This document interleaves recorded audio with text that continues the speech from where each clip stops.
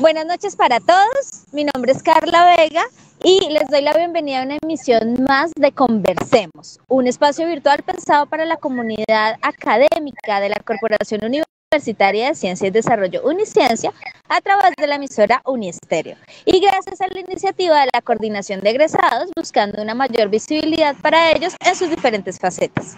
Recuerden que las opiniones esgrimidas por nuestros invitados son responsabilidad 100% de ellos y no comprometen ni a la institución educativa ni a este medio de comunicación. Asimismo, si quieren sumarse a esta conversación, pueden hacerlo a través del numeral Conversemos. En Facebook nos encuentran como @egresadosunicencistas y en LinkedIn como Uniciencia Egresados. También pueden navegar y enterarse de las últimas novedades académicas en www.uniciencia.edu.co y www.unicienciabga.edu.co. Saludo a mis compañeras de mesa, Berta Tamayo, Natalia Maca. ¿Cómo se encuentran el día de hoy? Natalia, ¿cómo estás? Buenos días, buenas tardes, perdón, ¿cómo están? Súper bien, un día cargado de bella energía. Espero que también para quienes hoy están cumpliendo esta cita también hayan tenido un día maravilloso. Cuéntanos, ¿de qué vamos a hablar el día de hoy? Claro que sí, Susanita. Hoy convertiga con nuestro gran invitado a hablar de paternidad y exámenes de ADN. Hoy tenemos un invitado que nos ayudará cómo desde la sociedad y desde el individuo incluirnos en esta conversación. Necesitamos también dialogar para entender sobre los cambios que hemos tenido y cómo desde su profesión va a ilustrar dentro de este tema. Pero para darle la bienvenida, diga que nos presente quién es nuestro invitado. Buenas, cómo me alegra saludarlos. José Ángel está con nosotros hoy, miércoles, en este programa de Conversemos. José Ángel es una persona egresada nuestra, es abogado, es psicólogo de la UNAP, es especialista en Derecho Procesal de la Santo Tomás, es magíster de Derecho Procesal en la Libre de Bogotá, es docente y tiene más de 32 años de experiencia en la rama judicial. Es una persona supremamente brillante y con muchísima experiencia y hoy nos va a enseñar absolutamente todo, nos va a enseñar sobre la paternidad y exámenes de ADN.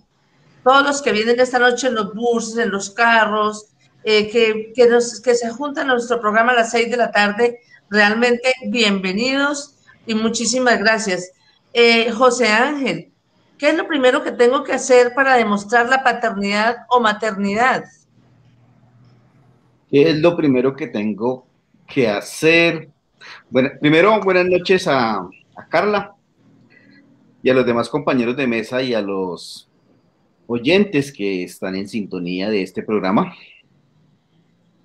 Entonces, para responder la pregunta, ¿qué es lo primero que tengo que hacer para demostrar que yo soy hijo de un hombre o una mujer a quienes llamo papá y mamá? Pues, acreditar que tengo la condición de hijos de ellos con un registro civil de nacimiento. Eso es lo que hace cualquier persona.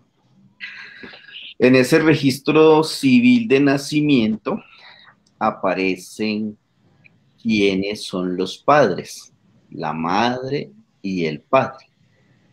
La dificultad comienza cuando en ese registro civil de nacimiento solo está la madre o el padre que está ahí no es el padre biológico.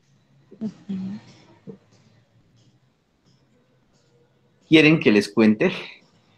Por favor. Bueno,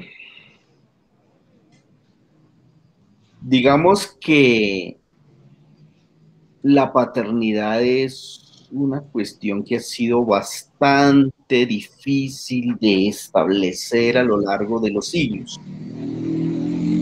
No es algo que se pueda tomar a la ligera o que no tenga una gran trascendencia. Porque hace mucho, mucho tiempo, cuando se descubrió tal vez que el hombre sí tenía un papel activo en la procreación, la familia dejó de ser matrilineal, es decir, las sucesiones de madre a hija, y la preponderancia matrilineal se dio paso a la preponderancia patrilineal, por línea paterna, de varón a varón. Entonces, imaginen ustedes que en los imperios antiguos, los faraones o los reyes se casaban, contraían matrimonio, estaban obligados para otorgar un heredero, alguien que heredara la línea dinástica, porque si no había un heredero, las confrontaciones por la sucesión llevaban a que la dinastía pudiera desaparecer. Y si no había heredero, la dinastía desaparecía. Entonces, ese era el propósito con el que un faraón o un rey contraía matrimonio. Que uno, las que contraía matrimonio, tuviese un hijo para heredar el trono y para heredar la dinastía y para que se prolongara a través de los tiempos. También se utilizaba en la antigüedad para establecer las famosas genealogías. ¿Cuáles son las genealogías? Cuando los hijos que iban naciendo iban prolongando el nombre de un clan o de una tribu. Los judíos, por ejemplo, utilizaban o utilizan la genealogía para demostrar que tienen parentesco con Abraham, el padre de todos ellos. Y entonces dice, si ustedes miran el Evangelio de San Mateo, creo que es, no estoy bien seguro, Jesús, que hijo de José, que hijo de no sé quién, que hijo de no sé qué, hasta que llegó al rey David, y de ahí para atrás hasta que llegó a Abraham. Sí. Y eso no es exclusivo de los judíos, eso es exclusivo de la mayoría de pueblos antiguos. Los romanos igual establecían las genealogías para llegar hasta el parentesco con el dios que fue el semidios, que fue el antepasado remoto de alguno de los emperadores. Pero por esa razón, entonces, es un asunto que ha preocupado al género humano. Y tenemos una grave dificultad.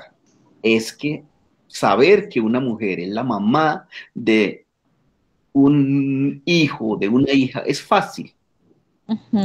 A luz, eso lo ve cualquiera. Pero saber que un hombre es el padre, eso no es tan fácil. No. Mater is que nuncia demostram pater semper certa es etiansi vulgo conceperit, decían los romanos. ¿Qué quiere decir? Okay. Eso en español, ¿qué quiere decir?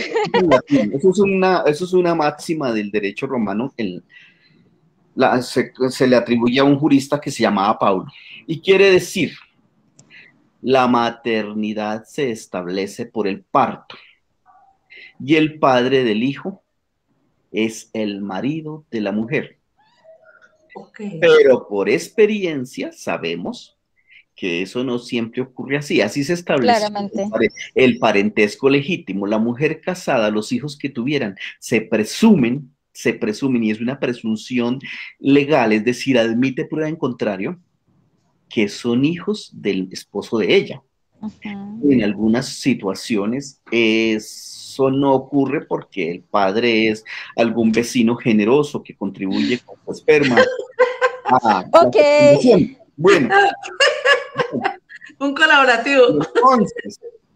Entonces, por ejemplo, Platón por allá en la República, Platón en la República decía que para establecer la paternidad era que si un hombre tenía relaciones sexuales con mujeres y éstas tenían hijos entre los 6 y los 10 meses después de esas relaciones sexuales, ellos eran ese hombre que tuvo relaciones sexuales con esa mujer. Decirle papá y entre ellos llamarse hermanos. Los romanos eran un poco más exigentes.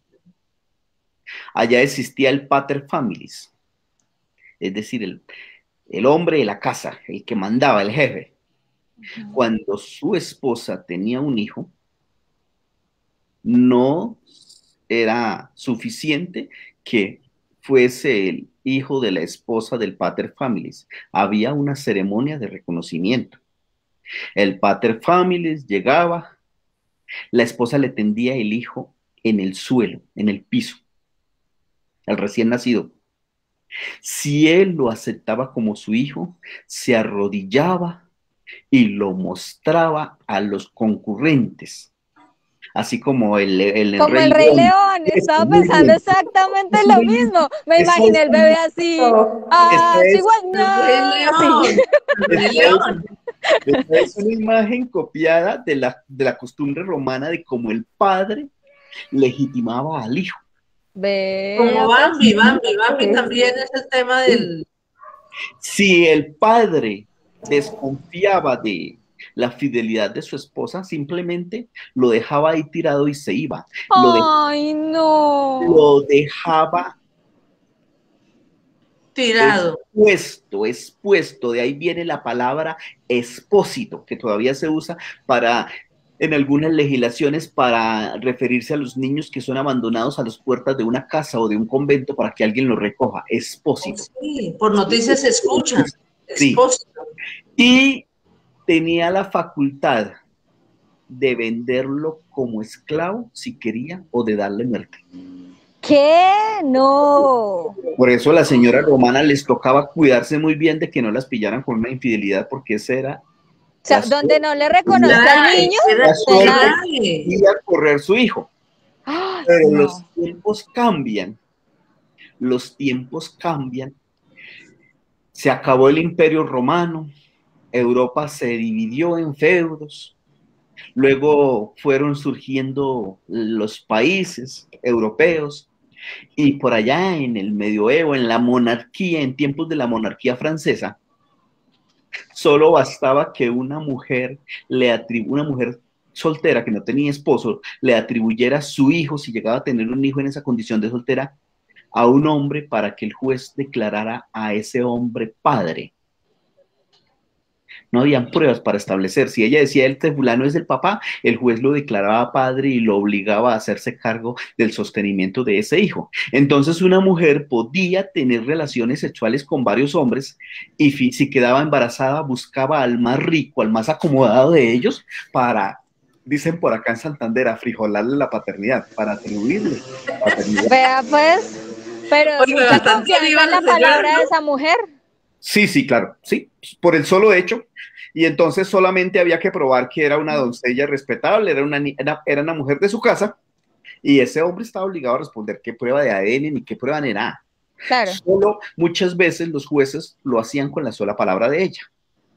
Entonces eso se convirtió en fuente de muchas injusticias, porque siempre hubo para atribuirle hijos que no eran hijos de él. Y vino la Revolución Francesa y dijo, se acabó se acabó la guachafita. Se acabó esta guachafita y prohibió, por una ley de la Revolución Francesa, se prohibió establecer la paternidad así. Y las mujeres solteras que quedaban sin hijos, que quedaban embarazadas y el padre no le reconocía al hijo, no tenían ningún derecho, ni ella ni sus hijos, de reclamar la paternidad. Y tuvo que presentarse un fuerte movimiento de sociólogos, de juristas en Francia, para que finalmente una ley de 1912 volviese a autorizar que se investigara la paternidad y estableció unas causales para investigar la paternidad. Entonces, esas causales de esa ley francesa, ¿qué querían establecer? Por ejemplo, que la pareja, el presunto papá con la mamá tenían una relación de pareja, de noviazgo, que existían cartas u otros escritos donde ese presunto papá reconocía a ese niño como su hijo, que había un concubinato notorio entre esa pareja, que ese presunto papá había aportado para los gastos del embarazo, del parto y de pronto contribuido económicamente para la manutención y la educación de ese niño. Eso pasó en Francia y así se comenzó a investigar judicialmente la paternidad. En Colombia, era más triste la vida de los hijos extramatrimoniales o de los hijos naturales. Recién comenzamos a andar como república, se autorizó a los hijos, se autorizó a los hijos o a la madre de sus hijos que pidieran al juez que llamaran al padre para que lo reconociera, para que diera una declaración bajo juramento. Le preguntaran, ¿usted se cree ser el papá del niño fulano de tal que concibió y alumbró la señora fulana de tal y que nació en tal fecha? Si el padre aceptaba la paternidad, se tenía a ese hijo como natural y estaba obligado a aportarle alimentos y si moría, pues tenía derecho a heredarlo. Eso lo hizo la Ley 57 de 1887, que fue expedida un año después de la Constitución de 1886, que convirtió a Colombia en Colombia, porque antes de eso éramos un estado federal y éramos Estados Unidos de Colombia. Pero en ese mismo año, los mismos legisladores que expidieron la ley 53 que expidieron la ley 57 de 1886, esos mismos legisladores más tarde se arrepintieron. Teníamos un congreso donde no había una sola mujer porque las mujeres ni siquiera podían votar, y expidieron la ley 153 de 1887.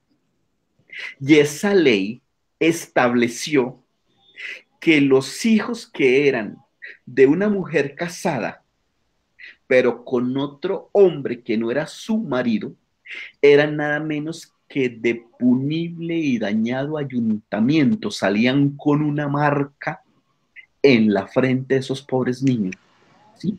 Eran hijos malditos, hijos de un delito. Ah, ¿qué? ¿Es en serio? Sí, señora. A mí me parece muy curioso porque con todo lo que nos cuentas, me pongo a pensar en cosas y así como nos remitimos al pasado, en donde era tan importante tener un hijo varón para poder heredar la dinastía, entonces pasamos al otro extremo en donde el padre ya no importa tanto porque pues sabemos quién es la mamá, pero el papá se puede desaparecer y ya no importa. Pero es muy curioso porque además estando en una sociedad tan machista como es la colombiana, al papá realmente no le importa mucho tener injerencia sobre la paternidad de sus hijos, a menos que sea pues por un matrimonio establecido y oficialmente reconocidos, pero en cualquier otro caso pues realmente no es tan importante, entonces pasa a ser una responsabilidad casi que exclusiva de la mamá. Entonces eso me hace pensar en que vivimos en una sociedad muy machista, pero muy conveniente para algunas cosas y para otras no. Pero entonces ahora me surge otra inquietud, ahora, según lo que mencionabas. Listo.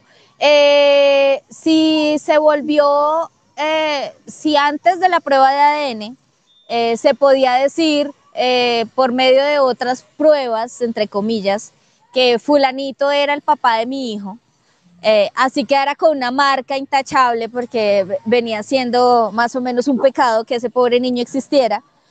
¿Cómo se hace ahora, el día de hoy? ¿Cómo hago yo al contrario? Si fulanito de tal le achacaron una paternidad, en este momento, ya, no sé, han pasado 20 años, 30 años, pero él, por ejemplo, puede ser una persona súper adinerada, sabe que ese hijo no es suyo, por ejemplo, está enfermo y le interesa que en el momento en el que se vaya a repartir su herencia a esa persona, pues no le toque nada porque sabe a ciencia cierta que no es su hijo. ¿Cómo hace para demostrar que no es su padre? Bueno, entonces para poder responder la pregunta tengo que continuar como el hilo que estaba diciendo porque Ajá. me quedo corto, ¿sí? Sí, cuéntanos. Entonces, esos niños hijos de punible y dañado ayuntamiento no tenían ni siquiera derecho a pedir el reconocimiento de la paternidad. O sea, sí podían pedir el reconocimiento de la paternidad, pero no para llevar el apellido de su padre, sino para que el papá les diera alimentos para que no se murieran de hambre. Y ya. Los otros, que eran hijos de madre soltera y de hombre soltero, podían pedir que el hombre fuese llamado a declarar si era el padre o no. Si él decía, no es mi hijo, ya, quedaba sin el apellido del papá. En 1936 se expidió la ley 45 de 1936 y se permitió por primera vez en Colombia investigar la paternidad. ¿Y cómo se hizo? Pues con las mismas causales de la ley francesa, porque los legisladores colombianos no son muy originales a la hora de hacer las leyes, solamente copiamos de lo que en el exterior hayan hecho. Pero las condiciones eran para pedir que se declarara la paternidad, especialmente en lo de relaciones sexuales, era muy exigente porque se exigía una convivencia muy notoria, una relación muy notoria para que un hombre fuese declarado hijo el padre de un hijo que tuvo una mujer con la que él tuvo una relación. Es decir, para esas relaciones ocasionales, para esas relaciones de una noche de copas, una noche loca, ese niño no podía repetir la filiación, demandarla judicialmente porque no podía la mamá probar la relación notoria con el padre. Entonces vino la ley 75 de 1968 y esa ley sí permitió que si un hombre y una mujer tenían relaciones sexuales en la época en que se presume la concepción, y les voy a decir algo, esa presunción de la concepción fue la misma que dio Platón, pero el Código Civil de Napoleón de 1803 la hizo la volvió más exacta. Y está en el artículo 92 todavía del Código Civil colombiano. Se presume la concepción si el niño nace entre los o sea, se presume que fue concebido, que fue fecundado entre los 300 y 180 días anteriores a la medianoche del día que comenzó el parto. Entonces, toca hacer la cuenta con almanaque, ¿sí? Sí, claro. Muy fácil. Y además tener la forma de probar que esa cuenta coincide con la noche con la que me encontré con el personaje. Además, ahí llego a la pregunta que usted me hace. Bueno, entonces fue un sistema un poco menos exigente para establecer la filiación. Y si entre esos 180 y esos 300 días, o entre esos 300 y 180 días anteriores al nacimiento, una mujer podía probar que tenía una relación de pareja con un hombre, o que se habían cohabitado carnalmente alguna vez en esos días, es decir, por decir algo, entre el 31 de marzo y el 6 de junio de tal año, ¿sí? A ese hombre se le podía atribuir la paternidad y el juez lo podía declarar padre. Bueno, ¿qué pasa? Tampoco eso es un método muy exacto. Fiable, sí.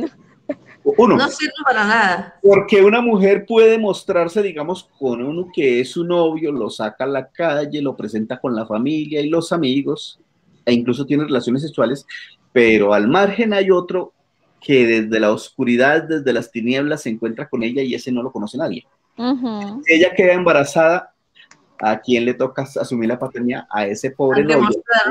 Al demostrar.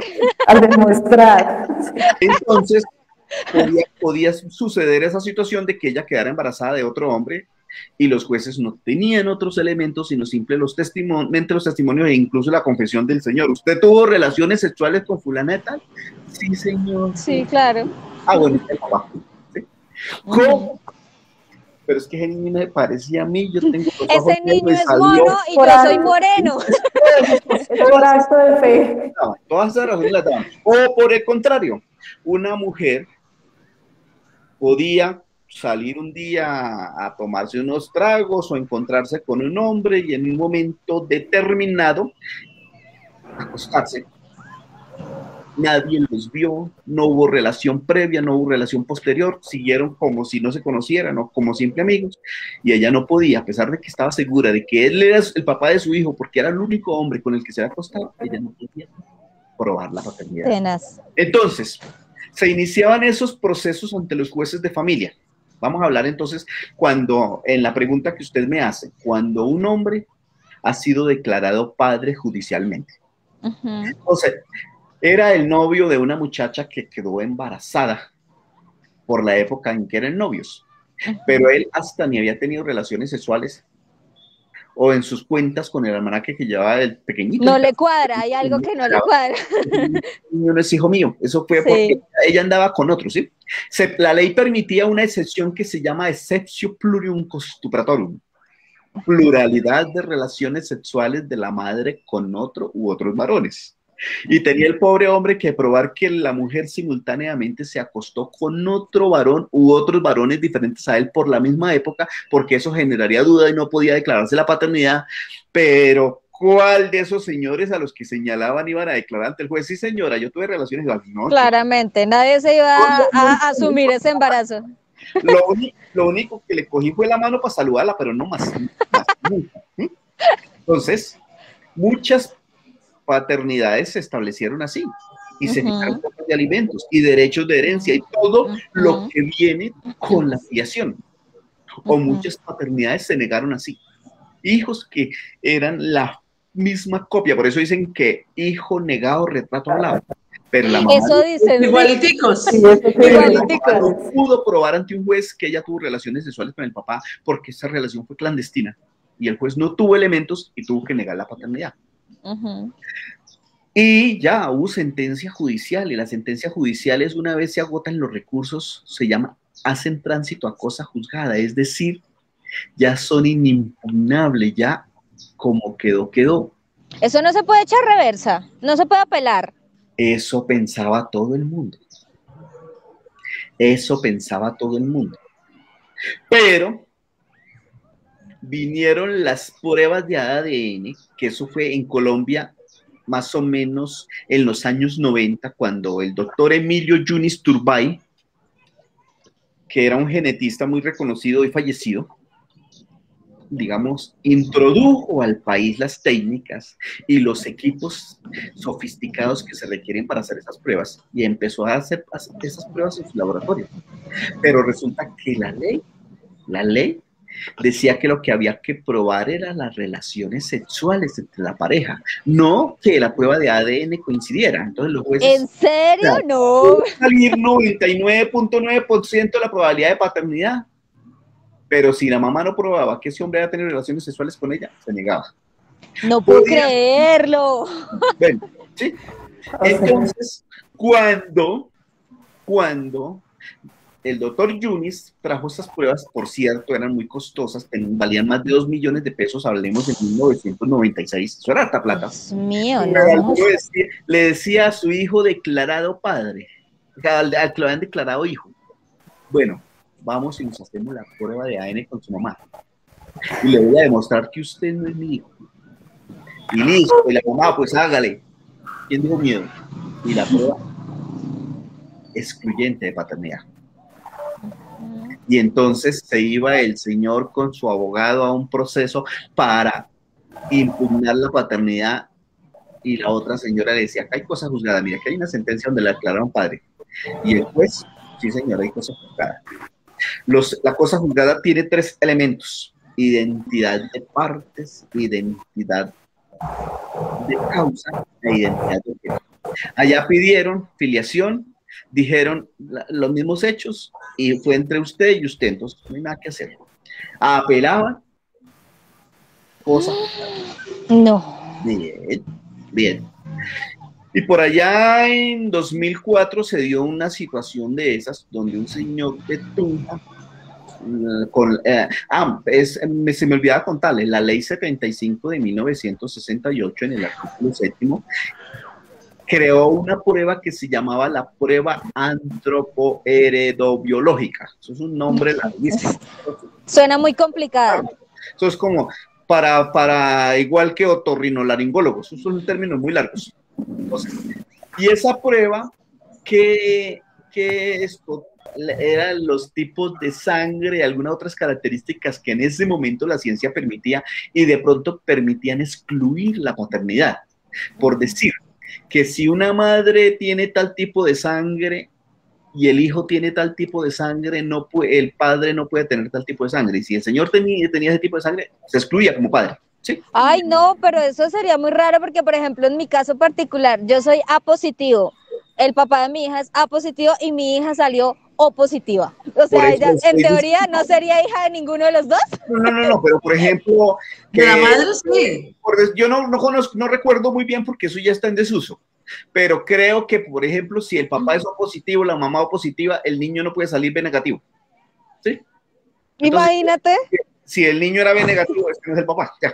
¿Sí? Ay, no, horror. Y hoy con las pruebas de ADN, ¿cómo es, profe? Y eso está establecido científicamente. Pero, digamos, para uno ganarse esa lotería que el niño saliera B negativo, si yo soy O positivo y la mamá era positivo, por ejemplo, no, era muy difícil, porque esos son tipos de sangre extraños, muy raros. ¿Sí? No son más común que todos tenemos es O positivo. Eso es como el 90% de los colombianos.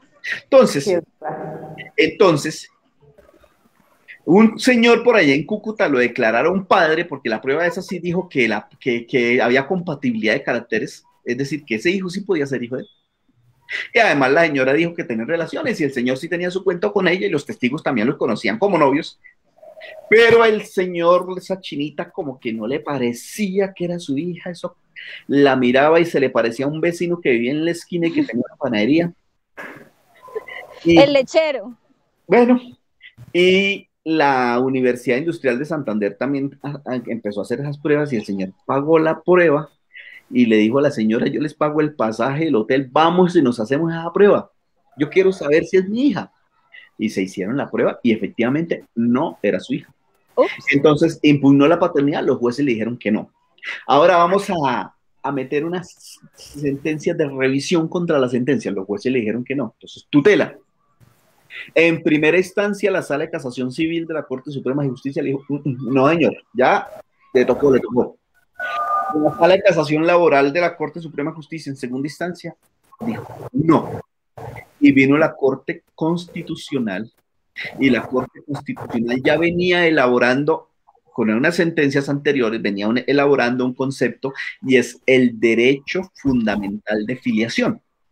Ese derecho fundamental de filiación lo deriva del derecho a la personalidad jurídica que está en el artículo 14 de la Constitución, pero el artículo 14 habla del derecho fundamental a la personalidad jurídica y de ahí derivó el derecho fundamental a la petición, a la filiación, que no está consagrado expresamente como derecho fundamental, pero la Corte en su papel de intérprete de la Constitución y con una digamos, una vía que le dejó abierta al artículo 94 que le dice los derechos fundamentales no son taxativamente ilimitadamente los que están en la Constitución.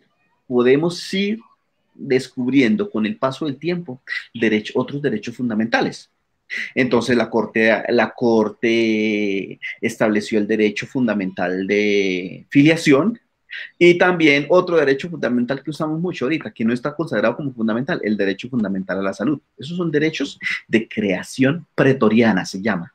Los derechos de creación pretoriana son cuando son creadas por las jurisprudencias de las altas cortes. Y dijo, aquí tenemos cosa juzgada por un lado, seguridad jurídica. Por otro lado, tenemos el derecho fundamental a la filiación. Y el derecho fundamental a la filiación implica que la paternidad legal coincida con la paternidad biológica o la maternidad legal coincida con la maternidad biológica.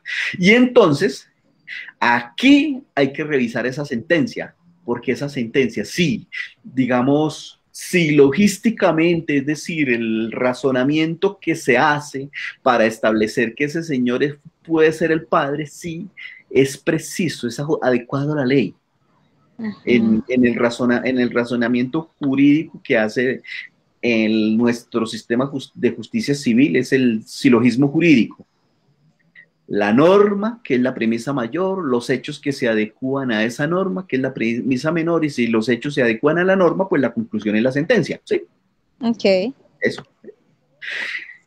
Si la pareja ha sostenido relaciones sexuales en tal fecha, se presume que es el padre. El señor fulano de tal sostuvo en tal fecha relaciones sexuales con la madre. Por lo tanto, es el padre de la niña. Eso, lógicamente, no tiene ninguna crítica, ¿sí? Es exacto, es perfecta, pero no coincide con la verdad. La Corte Constitucional entonces dio orden de dictar una nueva sentencia y que en esa nueva sentencia se tuviera en cuenta esa prueba de ADN.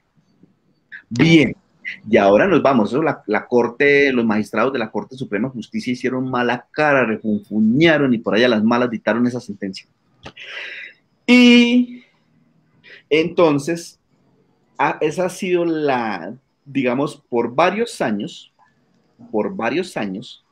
desde el 2004 hasta el 2016, una situación que generó un enfrentamiento entre las jurisprudencias de las dos cortes.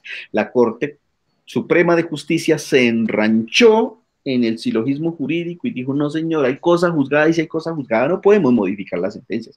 La Corte Constitucional dijo que sí, y otras veces que no, y entonces unas sentencias eran que sí y otras que no. Decía la Corte Constitucional que se exigía como requisito de procedibilidad que se hubiesen agotado todos los recursos contra la sentencia, y que si no se habían agotado los recursos, no.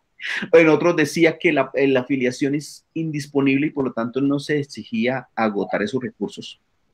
Y la pipa de la paz fue finalmente firmada por la Corte Suprema de Justicia, por la Sala de Casación Civil, en 2016, cuando adoptó la posición de la Corte Constitucional para ordenar que si en un proceso de filiación se dictó sin prueba de ADN, hay que volver a dictar la sentencia con la prueba de ADN. Pero eso no es para todos los procesos que se dictaron sin prueba de ADN. ¿Para cuáles procesos? Para cuando las sentencias fueron dictadas, como dice en su caso, hace 20, 30 años y no había disponibilidad de la prueba de ADN y le tocó a los pobres jueces con las pruebas que tenían. Entonces, porque en ese momento no estaba disponible la prueba de ADN. O dos, porque ya estaba disponible la prueba de ADN, pero los jueces no la quisieron decretar. O no le dieron la valoración que le correspondía, porque hay procesos con pruebas de ADN con el 99.9%, pero como no se probaron las relaciones sexuales, los jueces negaron la paternidad. Y no, eso a mí me parece muy curioso. Porque no se cumplía la norma jurídica de probar las relaciones sexuales. Es decir, la señora decía, yo tuve relaciones sexuales con este hombre, nos encontramos, nos tomamos unos tragos en una cantina y nos fuimos para un motel o para una residencia, ya tuvimos relaciones sexuales. Y el otro, pruébeme. Y no tenía un solo testigo, nadie que diera cuenta de esa relación. Ni el celador del motel. Ni el celador del motel. Ellos son como Shakira, ciegos, sordos y mudos, entonces nada. Pero la Corte dijo, ¿por qué? Porque vamos a otro caso. Todavía hoy se siguen dictando sentencias sin pruebas de ADN. ¿En serio? Claro. Profesor José, es que nos quedan muy pocos. ¿Y por qué razón?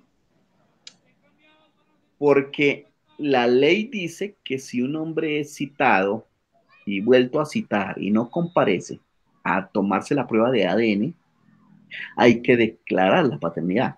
Eso es un indicio, ¿sí? Es decir, es sospechoso. Es una actitud sospechosa. María demanda a Carlos por la filiación de Jefferson. Dice, Carlos es el padre de Jefferson. El juez en el proceso de investigación de paternidad ordena la prueba de ADN. Y Carlos le envían la notificación para que comparezca en tal fecha al Instituto Nacional de Medicina Legal a tomarse la prueba de ADN y no va. Listo. María llega con un certificado que le entregan. Compareció a la señora María con Jefferson. Carlos no asistió. Bueno, va una. Volvemos y le ordenamos una nueva citación y notificamos al señor, lo llamamos por teléfono, le decimos, no voy. Entonces, si no va, es porque le tiene miedo a la verdad, dijo la Corte Suprema de Justicia, ¿sí? Porque sabe que él es el padre y si le hacen la prueba, lo más seguro es que él va a ser el papá. Porque si ese Carlos estuviera seguro de que Jefferson es hijo de otros, es el primero que está allá en el laboratorio. Se hace la prueba, sí, claro, obvio. Porque es su manera de probar que no es, pero si no va es porque sí es. Y por esa razón, entonces se declaran la paternidad. Y esa sí no se puede, él no puede después poner tutela para exigir que se haga la prueba de ADN, porque él ya se le citó y hizo caso omiso. Porque tiene unas cargas procesales que se llama, y tiene unos principios que de cumplir, que son el principio de lealtad, ¿sí? Y él tiene que cumplir las cargas que le impone la ley, porque es un deber según el artículo 106 de la Constitución, 107. Profesor. Bueno, yo tengo una duda ahora con respecto a lo que mencionas. Listo, ya está, ya tenemos la prueba de ADN, ya se puede hacer esa prueba. Esa prueba costaba 2 millones de pesos en los 90. Ahorita, ¿quién la subsidia? ¿Eso lo cubre el seguro? ¿Quién lo paga? ¿Es muy costoso? ¿Cómo se hace? Porque, por ejemplo, una mujer, no sé, de estrato 1 que quiera demostrar la paternidad de su hijo, ¿cómo haría para pagar una prueba si es muy costosa? No hay ningún problema. La prueba de ADN en este momento tenía el año pasado un costo en un laboratorio para papá, mamá e hijo, porque a veces toca papá, mamá e hijo y papá, de 250,000 por persona. Es lo que suele cobrar un laboratorio. Es decir, eso es harto. 750,000. Claro. Pero cuando ellos sin proceso judicial deciden hacerse la prueba de ADN para establecer si hay una afiliación o no la hay. Pero si es en el proceso judicial y la madre no tiene los recursos para cubrir el valor de la prueba de ADN, entonces la demanda la puede presentar a través del defensor de familia del Instituto Colombiano de Bienestar Familiar. Allá no le cobran por hacerle la demanda, no tienen que pagar abogado y el defensor va a pedir amparo de pobreza para la mamá para que la prueba la haga el Instituto Colombiano de Bienestar Familiar en un convenio que tiene con el Instituto Nacional de Medicina Legal y Ciencias Forenses. Y la prueba sale absolutamente gratis para la señora. Eso me parece genial. Si el señor tiene dinero y la prueba lo declara padre, la prueba dice que es el padre, él tiene que pagar el valor de la prueba. ¿Ah, sí? Si el papá también es de la misma capacidad económica de la madre, que no tiene cómo pagar ni el abogado, él también puede pedir amparo de pobreza y la prueba le sale gratis. Así que una cosa, por el costo de la prueba no deben preocuparse. Ese no es un impedimento. Y la mamá con el niño no debe preocuparse porque ella tiene derecho a que el Instituto Colombiano de Bienestar Familiar, a través de las defensorías de familia, le hagan la demanda y la presenten y la representen ante el juez, y ella no va a pagar ni un peso por ese proceso, ni por la prueba ni por nada. Ay, profesor, una pregunta antes de que su merced se vaya, porque es que ya no nos quedan sino 5 minutos. ¿Cómo se obliga por ejemplo, cómo un hombre obliga a un hijo ya mayor a decirle que se tiene que tomar la prueba para decirle que no es su hijo, porque pues siempre se ha dicho que es su hijo, pero no lo es, y él sabe que no es su hijo? ¿Cómo se hace ese papá? ¿Cómo obliga a ese muchacho a decirle, venga y le tomo un examen porque es que usted no es mi hijo? ¿Cómo se obliga a eso? La situación sería en estas dos condiciones. Uno, que ese papá haya sido declarado padre en una sentencia y tenga el apellido de... No es declarado. No tiene declaración. No hay nada. ¿Sí? No. Entonces, él lo que tendría que decirle a su hijo, mi hijo, pues hagámonos la prueba de ADN, y si si usted es mi hijo y yo soy su papá, lo reconozco, ¿sí? O, mi hijo, adelante un proceso. Es que para la filiación no hay prescripción cuando quien demanda es el hijo. Yo puedo tener... ¿El papá no puede demandarlo? ¿Cómo? El papá no puede demandarlo y en caso, Pero, por ejemplo, luego se muere, reclama la herencia. no, porque si no tiene el apellido de él en el registro civil, no puede reclamar nada. Y si él no está reconocido por su padre para reclamar la herencia, cuando muera el señor, tendrá que, cuando muera el señor, esto es clásico, ¿no? Eso es Pues clásico. claro, clasiquísimo. Lo del vendedor ambulante cuando... Estaba pasando. Bueno, si él no tiene el apellido del papá, él tendrá que demandar al papá cuando esté vivo o cuando esté muerto. Si cree que es el papá, demándelo cuando está vivo, porque es la prueba de ADN, que es mucho más barata que se hace con muestras de sangre que se obtienen del mismo presunto papá, a la prueba de ADN que hay que hacer después de que se muera, porque toca los costos de exhumar el cadáver y todo eso, y el valor de la prueba se sube por allá unos 4 millones de pesos. Entonces, Ángel, no se puede, o sea, el papá no puede demandar al hijo, o sea, no puede hacer eso él, el papá no, o el hermano, o alguna cosa, no lo pueden hacer por otro lado para obligarlo. Por eso, pero ya allá, si el papá quiere saber si esa persona... No, es que sabe que no es hijo de él. Eso. O sea, creo que Bertica está diciendo, por ejemplo, yo tengo, me va a quitar años, tengo 25 años y he vivido toda la vida con mi papá. Pero mi papá tiene la pequeña sospecha de que yo no soy hija de él. Ya convivió conmigo 25 años y en este momento se decidió y me dijo, nos vamos a hacer el examen. ¿Él me puede obligar o no me puede obligar? Sí, señora, porque él la reconoció a su merced, creyendo que su merced era su hija, ¿sí? De buena fe. Y se hacen la prueba de ADN, y a partir del momento en que él conoce el resultado y sabe que su merced no es su hija, él tiene 140 días hábiles, que son 6 meses y un poquito más, dependiendo del número de festivos que haya en ese interregno, para presentar una demanda de impugnación de paternidad contra usted. ¿Sí? Si él recibe la prueba de ADN, la guarda y llora desconsoladamente, pero dentro de los 140 días no presenta la demanda, ya es su papá para siempre. Ya le caducó el derecho de impugnar la paternidad. Y en el caso de que una chica tenga su papá, lo tiene y es su papá, es reconocido su papá, pero de pronto se fue y la dejó toda la vida, y ¿cómo hace ella para ubicarlo y decirle, oiga papá, usted está bien, no me dio nada en toda la vida, pero deme algo ahora que soy grande? ¿Cómo hace? O Entonces, por ejemplo, si fallece, ¿cómo hace para reclamar la herencia? Si tiene, y está, en la pregunta que hace Berta, si lo reconoció como papá, le dio el apellido, pero se fue y la abandonó y no esto, entonces esa hija espera un poquitico más a que se muera y reclama la herencia. Bueno, pero ¿y cómo se entera que falleció? Si no sabe nada del personaje. Ah, bueno, eso sí te toca contratar Toca ponerle investigador privado.